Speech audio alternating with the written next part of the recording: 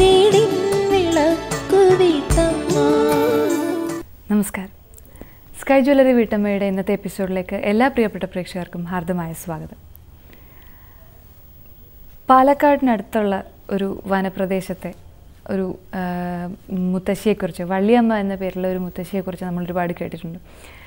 ഈ അടുത്ത കാലത്താണ് അവർ മരിച്ചുപോയത്.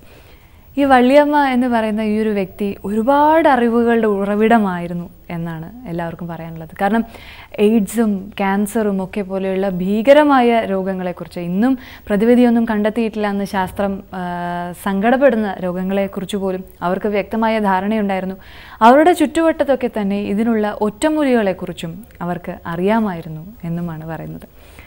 ഏതായാലും ഇതൊക്കെ അവരുടെ ഈ അറിവുകളെക്കുറിച്ചൊക്കെ ഒരുപാട് പഠനങ്ങൾ ഇന്ന് നടന്നു വരുന്നുണ്ട്. ഒരുപാട് PhD പേപ്പേഴ്സ് പോലും ഇവരുടെ അറിവുകളെക്കുറിച്ചുള്ള പഠനങ്ങളുടെ പേരിൽ സമർപ്പിക്കപ്പെടുന്നുണ്ട് എന്നുള്ളതും വളരെയധികം അത്ഭുതം തോന്നിപ്പിക്കുന്ന ഒരു കാര്യമാണ്. ഏതായാലും ശാസ്ത്രരംഗത്തിനും ഇതൊന്നും നിഷേധിക്കാനാകുന്നില്ല എന്നുള്ളതും മറ്റൊരു സത്യം. നമുക്ക് ഏതായാലും സ്കൈ ജ്വല്ലറി വീട്ടമ്മയുടെ ആദ്യ പങ്ക്തിയിലേക്ക് കടക്കാം. നാട്ടുവൈദ്യം.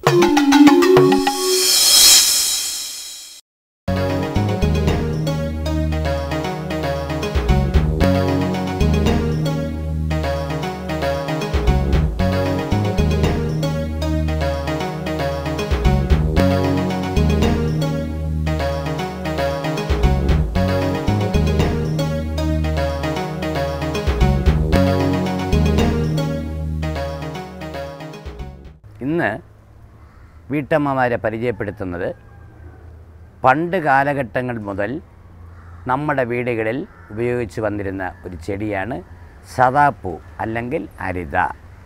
ഈ അരിത എന്ന് പറയുന്ന കാരണം സ്ത്രീകൾ വൃത്തിയില്ലാതെ ഈ ചെടിയുടെ അടുത്ത് ചെന്നാൽ ഈ ചെടി പെട്ടെന്ന് പാടിപ്പോകുന്നതാണ്.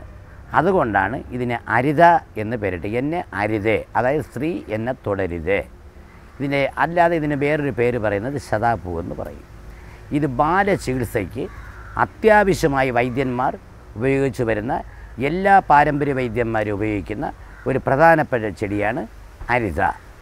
ഈ സദാപ്പൂവിനെക്കുറിച്ചോ അല്ലെങ്കിൽ അരിതയെക്കുറിച്ചും പറയാൻ പോകുന്നത് നമ്മുടെ കുട്ടികൾക്ക് പെട്ടെന്നുണ്ടാകുന്ന പനി, ഇന്ന് പ്രസവിച്ചു അല്ലെങ്കിൽ 1-2 ദിവസം കഴിഞ്ഞ് വരുന്ന കുട്ടികളിൽ കണ്ടുവരുന്ന പനി. ഈ പനിക്ക് കുട്ടികൾക്ക് കട്ടിയേറിയതായ കാഠിന്യമേറിയ മരുന്നുകൾ കൊടുക്കാൻ കഴിയില്ല. നമ്മുടെ വീട്ടിൽ ഒരു അരിത നട്ടുപിടിപ്പിക്കുകയാണെങ്കിൽ ഈ അരിതയുടെ ഒരു 2-3 അതിൻ്റെ തണ്ട് എടുത്ത് നല്ലപോലെ ഇതെടുക്കുമ്പോൾ സ്ത്രീകൾ എടുക്കരുത്, എടുക്കാൻ പോകുന്ന പുരുഷന്മാർ തൊട്ട് ഉരിയാടരുത്. അതായത് സംസാരിക്കാതെ തന്നെ ഈ ചെടിയുടെ ഇലയെടുത്ത് നല്ലപോലെ കയക്കിയിട്ട് ഇതിൻ്റെ ഒരു തുള്ളി, അതായത് ഇതിൻ്റെ നീര് ശകലം പഞ്ചസാര ചേർത്ത് കുട്ടിയുടെ നാക്കിൽ തേച്ച് കൊടുത്താൽ കുട്ടിക്ക് വരുന്ന പനി പെട്ടെന്ന് മാറ്റാൻ സാധിക്കും.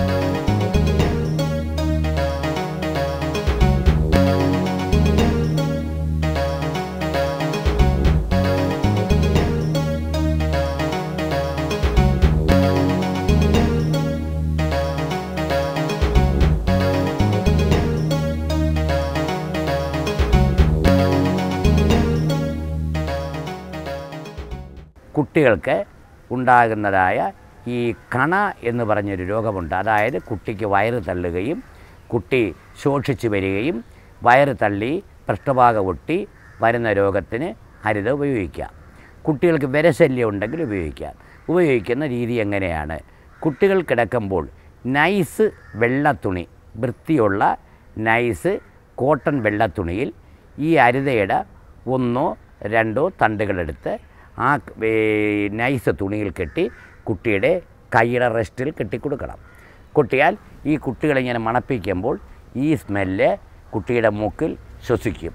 അങ്ങനെ വരുമ്പോൾ കുട്ടിക്ക് കണ എന്ന് പറയുന്ന രോഗത്തിൽ നിന്നും രക്ഷപ്പെടാൻ കഴിയുന്ന ഒരു പാരമ്പര്യമായ ചികിത്സാ രീതിയുള്ളൊരു ചെടിയാണ് സദാപ്പൂ അല്ലെങ്കിൽ അരിത. ഇത് വൃത്തിയുള്ള സ്ഥലങ്ങളിൽ നട്ടുപിടിപ്പിക്കുക പറ്റിയ ഒരു നല്ല ചെടിയാണ് അരിത. അരിത എല്ലാ വീടുകളിലും ഒരെണ്ണം വെച്ച് പിടിപ്പിച്ചാൽ ബാലചികിത്സയ്ക്ക് പറ്റിയ ഏറ്റവും നല്ലൊരു മരുന്നാണ് അരിത. എല്ലാ വീടുകളിലും ഒരു ചെടി വെട്ടിപ്പിടിപ്പിച്ചാൽ കുട്ടികൾക്കുണ്ടാകുന്ന ബാലചികിത്സ, വയറ്റിപ്പെരുക്കം, വയറ്റിളക്കം, പനി തുടങ്ങിയ കാര്യങ്ങൾക്ക് അത്യുത്തമമായ ഒരു ഔഷധമാണ് അരിത. ഈ അരിത എന്ന ചെടിയുടെ മറ്റൊരു പ്രത്യേകത, ഈ അരിത എന്ന ചെടി നമ്മളെ വീട്ടിൻ്റെ ഫ്രണ്ടിൽ നട്ടാൽ ആർക്കും നമ്മളറിയാതെ ഇതിൽ നിന്ന് ഇത് മോഷ്ടിച്ചു കൊണ്ടുപോകാൻ കഴിയില്ല. കാരണം ഈ അരിതയുടെ ഇല നമ്മൾ പറിച്ചാൽ ഉടൻ തന്നെ വളരെ സ്മെല്ലുണ്ടാകുന്നൊരു ചെടിയാണ് അരിത. അത് ആര് എടുത്താലും വളരെ ദൂരെ നിന്ന് തന്നെ നമുക്കിതിൻ്റെ മണം പെട്ടെന്ന് അറിയാൻ കഴിയുന്ന ഒരു അപാരമായൊരു ചെടിയാണ്, അത്ഭുതകരമായ ചെടിയാണ് അരിത.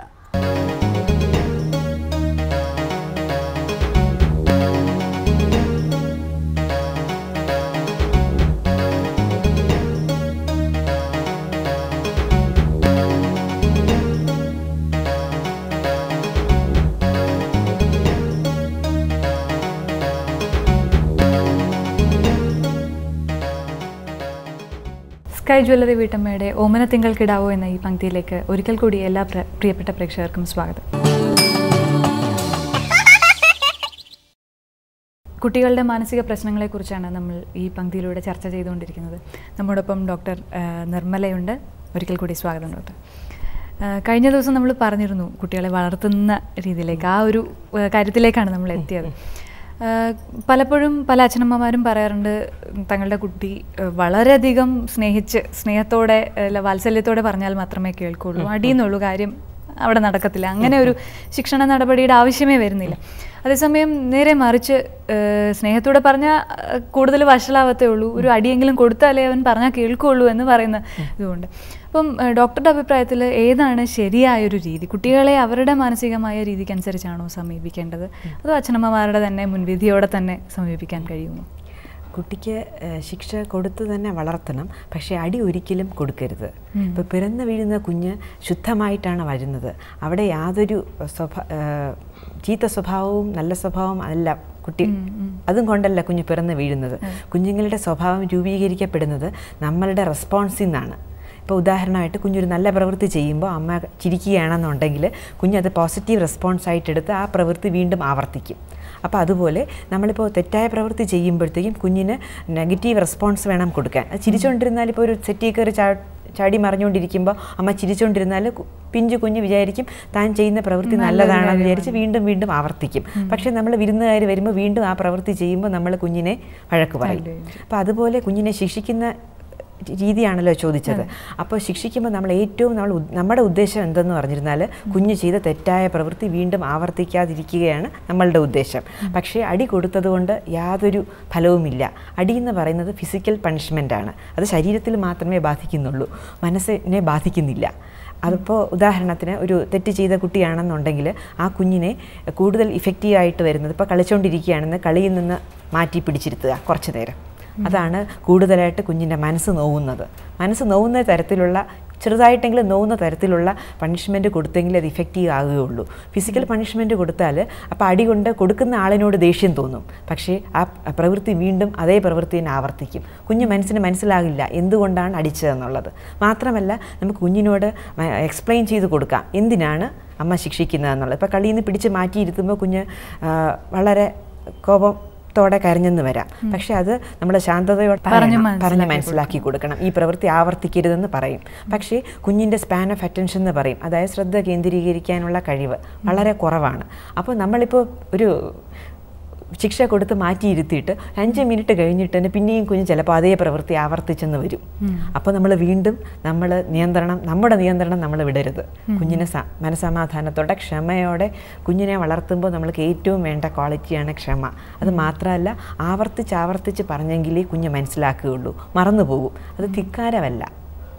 നമ്മൾ ശാന്തതയോടെ കുഞ്ഞിനെ സമീപിച്ചാൽ ഏത് പെരുമാറ്റവും നമ്മൾക്ക് അടി കൊടുക്കാതെ മാറ്റി എടുക്കാവുന്നതേ ഉള്ളൂ. പക്ഷേ ചെറുതിലേ തന്നെ കുഞ്ഞൊരു തെറ്റ് പ്രവൃത്തി ചെയ്യുമ്പോൾ നമ്മൾ അടി കൊടുത്ത് വളർത്തുകയാണെന്നുണ്ടെങ്കിൽ വലുതാകുമ്പോഴും അടി കൊടുത്തെങ്കിലേ കുഞ്ഞിനത് ഇഫക്റ്റ് ആവുള്ളൂ. ഇപ്പോൾ ഉദാഹരണമായിട്ട് ഒരു പനി വരുമ്പോൾ ഒരു വലിയ ശക്തിയുള്ള മരുന്നാണ് കൊടുത്തെന്നിരിക്കട്ടെ ചെറുതിലേ തൊട്ടേ.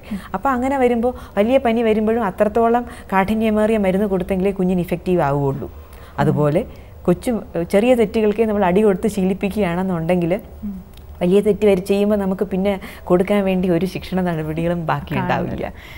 പക്ഷേ നമ്മുടെ ഇന്നത്തെ കാലഘട്ടത്തിൻ്റെ ഒരു വലിയൊരു ദോഷം എന്ന് പറയുന്നത് ഇന്നെല്ലാം കുട്ടികൾ 2 വയസ്സാകുമ്പോഴേ അല്ലെങ്കിൽ 1.5 വയസ്സാകുമ്പോഴേ ഡേ കെയർ സെൻ്ററുകളിലേക്കും അതുപോലെയുള്ള ക്രഷിലേക്കും ഒക്കെയാണ് വീഴുന്നത്.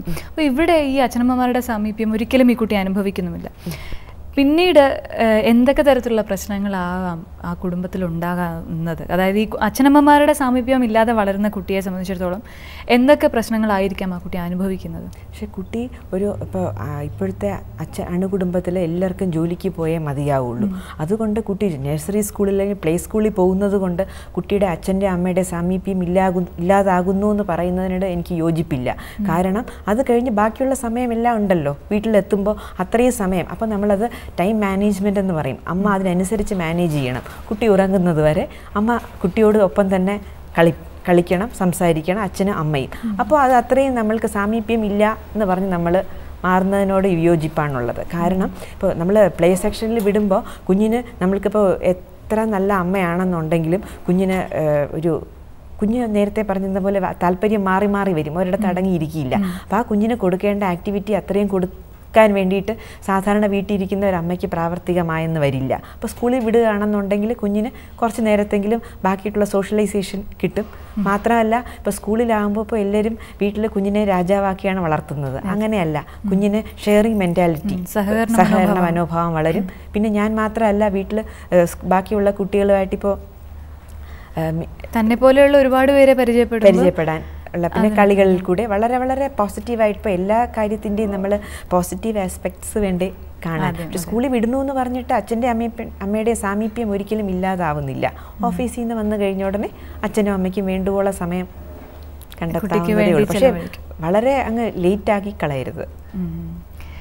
ഡോക്ടറുടെ അഭിപ്രായത്തിൽ, അതായത് ഡോക്ടറിൻ്റെ അനുഭവത്തിൽ നിന്ന് കുട്ടികൾ ഇന്ന് അനുഭവിക്കുന്ന പ്രശ്നങ്ങൾ എന്തൊക്കെയാണ്? കൊച്ചുകുട്ടികൾ ആദ്യം ഈ പറഞ്ഞ ഈ പ്രായത്തിലെ കുട്ടികൾ അനുഭവിക്കുന്ന പ്രശ്നങ്ങൾ എന്തൊക്കെയാണ്? അതായത് അച്ഛനമ്മമാരുടെ ഇപ്പോൾ പറഞ്ഞ പോലെ അങ്ങനെ ആ ഒരു പ്രശ്നം ഇല്ലാന്ന് ഡോക്ടർ പറയുന്നു. ഡോക്ടറുടെ അഭിപ്രായത്തിലുള്ള പ്രശ്നങ്ങൾ എന്തൊക്കെയാണ്? കൊച്ചു കുഞ്ഞുങ്ങൾക്ക് അങ്ങനെ അവർ നിഷ്കളങ്കമാണ്. അവർക്കങ്ങനെ എന്തെങ്കിലും പ്രയാസം ഉണ്ടെങ്കിൽ നമ്മളെപ്പോലെ ഡബിൾ പേഴ്സണാലിറ്റി എന്ന് പറയും. അതായത് അകത്തൊന്ന് പുറത്തൊന്ന്, അങ്ങനെ വെച്ച് പെരുമാറാൻ കുഞ്ഞുങ്ങൾക്ക് അറിഞ്ഞൂടാ. കുഞ്ഞു മനസ്സ് നിർമ്മലമാണ്. അവർ ഉള്ളതുപോലെ കാണിക്കും. ഇപ്പം എന്തെങ്കിലും പ്രയാസം ഉണ്ടെങ്കിൽ അവർ ഉടനെ കരയും.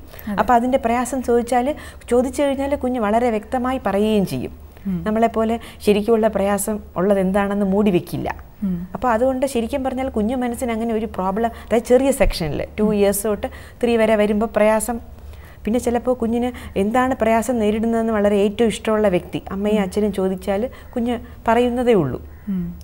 സ്നേഹത്തോടെ ചോദിച്ചാൽ കുഞ്ഞു മനസ്സ് എന്തായാലും പറയും. അങ്ങനെ പ്രധാന വലിയൊരു പ്രശ്നമായിട്ട് തോന്നാറില്ല. പിന്നെ സ്കൂളിൽ പോകുമ്പോൾ ഇടയ്ക്ക് കരയും, അത് വേറൊരു പ്രശ്നമാണ്. ഏതായാലും അതുപോലെയുള്ള പ്രശ്നങ്ങളിലേക്ക് നമുക്ക് ഇനിയും കടക്കാം. നമ്മുടെ ഇന്നത്തെ സമയം ഇവിടെ പൂർത്തിയാകുന്നു. അടുത്ത എപ്പിസോഡുകളിലൂടെ നമുക്ക് കൂടുതൽ വിഷയങ്ങൾ ചർച്ച ചെയ്യാം. ഓമനത്തിങ്കൾ കിടാവോ എന്ന ഈ പങ്ക്തിയിലൂടെ കുട്ടികളുടെ മാനസിക പ്രശ്നങ്ങൾ, ഇനിയും ഇതുപോലെയുള്ള ഒരുപാട് പ്രശ്നങ്ങൾ നമുക്ക് ചർച്ച ചെയ്യാം ഇനിയുള്ള എപ്പിസോഡുകളിലൂടെ.